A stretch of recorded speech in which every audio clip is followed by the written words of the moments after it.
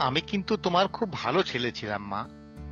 অসুস্থতা ছাড়া আমি তোমায় খুব বেশি কষ্ট দিতাম না। আমিও দাদা স্বভাবের এই দিক থেকে ঠিক বিপরীত ছিলাম। মানে, দাদা বাড়িতে প্রচন্ড দুরন্ত ছিল, তোমায় ও বাবাকে উত্ত্যক্ত করতে ওর জুড়ি ছিল না। কিন্তু বাড়ির বাইরে ও ভাজা মাছটি উল্টে খেতে জানতো না, একদম লক্ষ্মী হয়ে যেত। কিন্তু তোমাদের তো শান্তি দিলে চলবে না, তাই আমি তখন অদ্ভুতভাবে অবতীর্ণ হতাম আমার নতুন ভূমিকায়। কিন্তু সেটা ছিল আমার স্বভাবের বাইরে এক বিশেষ দিক, এবং মোটেও এখনকার আলোচ্য বিষয় নয়। তোমার সব কথা শুনে চলার চেষ্টা করতাম আমি। তোমার মনে পড়ে মা, তখন আমার 5-6 বছর বয়স, রানী পিসিমণিদের বাড়িতে থাকি আমরা। দাদা ও দিদি বাড়িতে নেই, তোমাকেও বেরোতে হবে কোনো এক কাজে। আমাকে কিছুটা সময় একা রেখে যাওয়া দরকার। আর তুমিও জানতে, আমাকে বাড়ির বাইরে সামলানো থেকে বাড়িতে রেখে যাওয়া অনেক সহজ, অনেক নিরাপদ। তাই এক বিশেষ উপায় বার করেছিলে। তোমার অনেক নতুন স্টিলের বাসন ছিল, সেগুলো নিয়মিত ব্যবহার হতো না, আলমারিতে রাখা থাকতো। আমার অমোঘ আকর্ষণ ছিল ওই বাসনগুলোর উপর, অনেকটা গুপ্তধনের মতো মনে হতো। তো তুমি কি করতে, সব বাসনগুলো নামিয়ে খাটের ওপর সাজিয়ে দিতে, আর আমি হারিয়ে যেতাম সেই বাসন রূপী গুপ্তধনের মধ্যে। এরপর যতক্ষণ না বাড়ি ফিরতে তুমি, আমি খাট থেকে নামতামও না। কি ভালোই না ছিলাম আমি, বলো।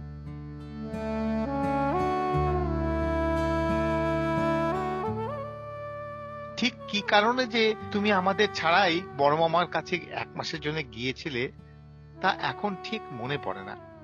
হয়তো একঘেয়ে দায়িত্বপূর্ণ দৈনন্দিন জীবন থেকে একটু অন্যরকম ভাবে বাঁচতে চেয়েছিলে কটা দিন, তাই হবে। কিন্তু বাবা খুব উৎসাহের সাথেই সব ব্যবস্থা করে তোমায় পাঠিয়েছিল। বড় মামারা তখন থাকতো আসামে, মরিয়ানি বলে এক জায়গায়।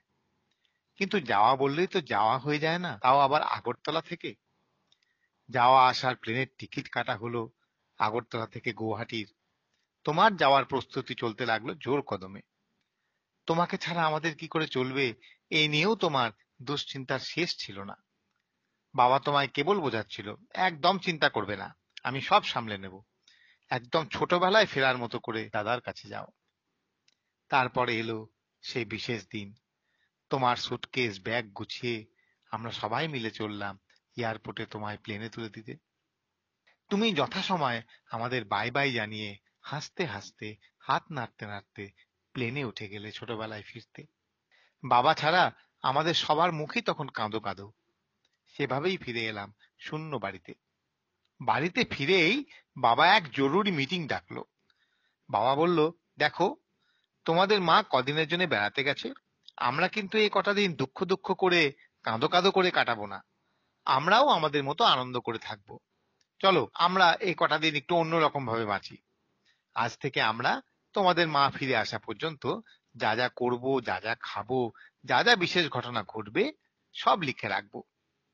তোমাদের মা ফিরে আসার পর তাকে দেখানো হবে, খুব মজা হবে। কি বলো তোমরা? আমরা সবাই হই হই করে তাতে সায় দিলাম। আমাদের মধ্যে যে দুঃখ, মন খারাপটা ছিল, সেটা মুহূর্তের মধ্যে উধাও হয়ে গিয়ে চলে এলো এক চ্যালেঞ্জের মনোভাব। অনেকটা যেন তুমি কি আনন্দ করবে, আমরা তোমার থেকেও বেশি আনন্দ করব, ভালো থাকবো। সেই অনুযায়ী কাজও শুরু হয়ে গেল। বাবার তখন আগরতলাতেই পোস্টিং। আমি তখন বাড়ির কাছেই একটা স্কুলে ক্লাস 3-তে পড়ি। সকালে স্কুল। দাদা ও দিদি ক্লাস 6 ও ক্লাস 12-এ পড়ে। ওদের স্কুল দুপুরে। আমি সকালে উঠে তোমার আগের ট্রেনিং অনুযায়ী নিজের থেকেই রেডি হয়ে স্কুল চলে যেতাম। স্কুল থেকে বাড়ি ফিরে দেখতাম দিদি ও দাদা স্কুল চলে গেছে। তোমার জায়গায় বাবা অপেক্ষা করে আছে আমার জন্য। তারপর আমাকে খাইয়ে দাইয়ে বাবা অফিস যেত।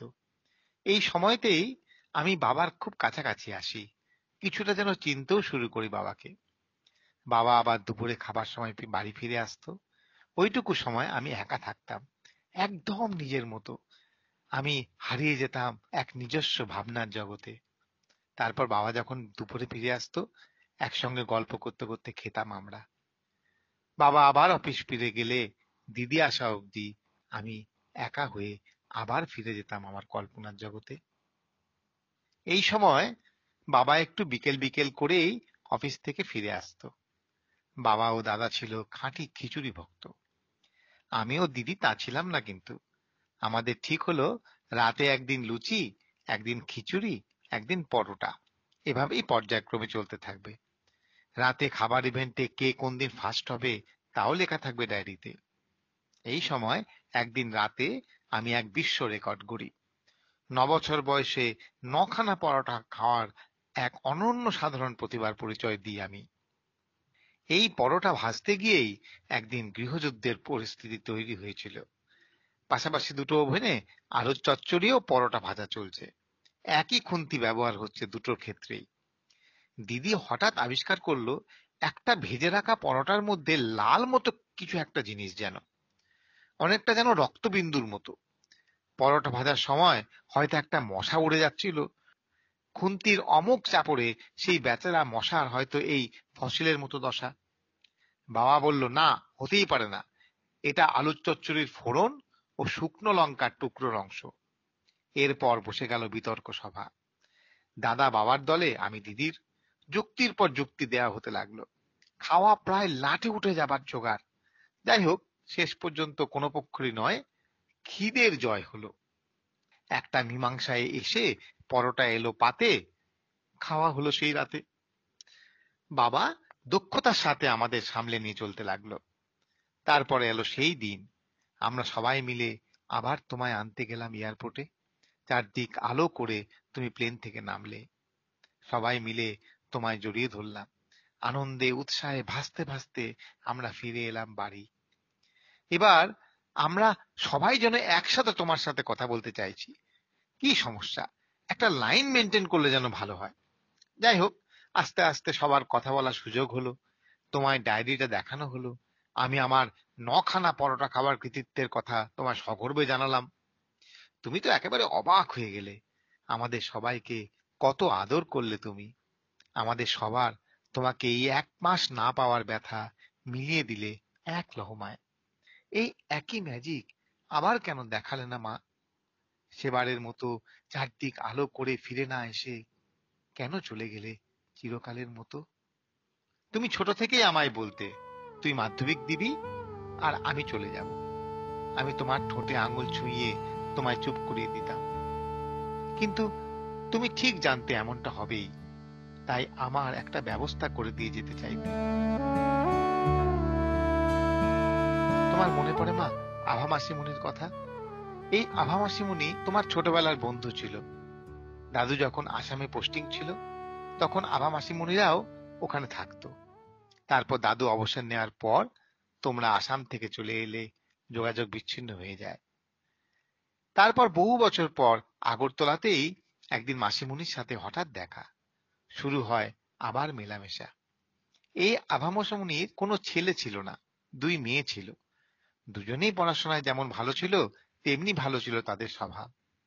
আমায় তুমি মাঝে মাঝে ওদের বাড়িতে রেখে আসতে। মাসিমণির মধ্যে হয়তো একটা পুত্র ক্ষুধা ছিল। আমায় কি না ভালোবাসতো মাসিমণি। আমায় কোলে বসিয়ে গল্প করতে করতে রান্না করত। আমি কি কি খেতে ভালোবাসি জেনে সেসব পদই রান্না করত। আর শুধু মাসিমণি কেন, 2 দিদি, মেসো, বাড়ির সকলেই আমায় খুব ভালোবাসতো। সাধারণত অন্য কোনো বাড়ি থেকে কোনো বাচ্চা এলে সেই বাড়ির বাচ্চারা অন্তত তাকে হিংসে করে, কিন্তু ওরাও কেমন আমায় অসম্ভব স্নেহ করত। আমায় নিয়ে যেন ওদের মধ্যে ভালোবাসার প্রতিযোগিতা লেগে যেত। নিজেকে এতটা দামি, এতটা মূল্যবান আমার আর কোনোদিন কোনো জায়গায় মনে হয়নি। রাজপুত্রের মতো সম্মানে ও ভালোবাসায় আমি ওখানে কয়টা দিন কাটিয়ে আবার বাড়ি ফিরে আসতাম। ও বাড়িটা যেন আমার কাছে এক রূপকথার জগৎ ছিল। তাই আমি মাঝে মাঝে সুযোগ পেলেই মাসির কাছে ছুটে যেতাম। আজ কতগুলো বছর কেটে গেছে এর মধ্যে। বড় হতে হতে প্রায় বুড়ো হতে চলেছি। তবু আজও আভা মাসিমণির কোল, 2 দিদির আদর ও মেসোর সস্নেহ দৃষ্টি আমায় এক দুর্বার আকর্ষণে টানতে থাকে।